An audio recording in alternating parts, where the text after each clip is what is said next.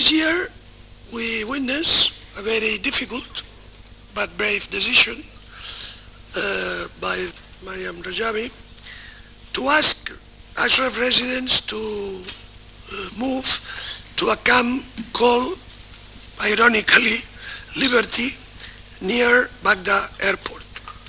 At the moment, more than 3,100 have gone to Liberty, and there are a few, about 100 remaining in Ashraf, watching or looking after the properties that still remain there. According to the UN Working Group on Arbitrary Detention, Camp Liberty is in fact a prison. The residents lack freedom of movement. They cannot have access to lawyers. The camp is surrounded by very high walls. There is intensive police presence inside the camp, not only around the camp, but inside the camp. And there are, as you know, many infrastructure problems, electricity, sewage, water supply, problems that have not been solved. There is also a sign of cruelty from the Iraqi government, psychological torture, I would say, because the person in charge of Camp Liberty is Colonel Sadek, that he was the one that conducted the massacres in Ashraf in 2009 and 2011 with more than 40 people killed. So the man that conducted these massacres is now the man that is in charge of Camp Liberty, which of course from the part of the Iraqi government is really a sign of lack of the most elementary humanitarian requirements. You know. I want to remember you that Colonel Sadek is investigated by a Spanish court under the principle of universal jurisdiction at this moment. We are extremely concerned by the lack of a biased view on the situation in Ashraf and Liberty by UNAMI and the UN envoy. Unfortunately, now we can say that Mr. Kubler was and is following a political agenda which is not neutral nor impartial.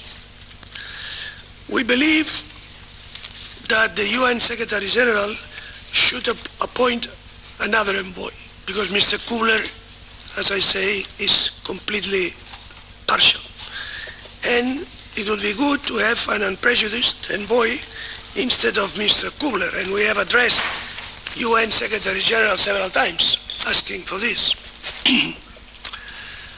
We also call on Mrs. Ashton to urge Iraq to end the restrictions in Liberty and to declare it a refugee camp, because now it's not a refugee camp, it's a concentration camp or a prison, but not a refugee camp. So it should be declared officially a refugee camp. The United States, the European Union and United Nations should not allow the properties of Ashraf residents to be looted and plundered by the Iraqi government, and should call on the Iraqi authorities to allow the sale of all these properties, which are the product of the work of thousands of people over 25 years, and they are worth hundreds of millions, and they have owners. So property rights should be respected. The biggest political development regarding the Iranian opposition in 2012 was the decision by the Department of State of the United States to remove the Iranian democratic opposition from the US terrorist list. This was a major political achievement. It was accomplished by unrelenting efforts of members, supporters of the Iranian resistance, and by the collaboration and sacrifice, let's say it clearly, the sacrifice of Ashraf residents. We must congratulate Mrs. Rajabi for this difficult but courageous decision and express our gratitude to her for her leadership in difficult circumstances. We hope the United States will compensate for damages caused by this designation, which was illegitimate from the very beginning and helped to block the road for regime change in Iran. The fact of being in the list has had consequences, material consequences.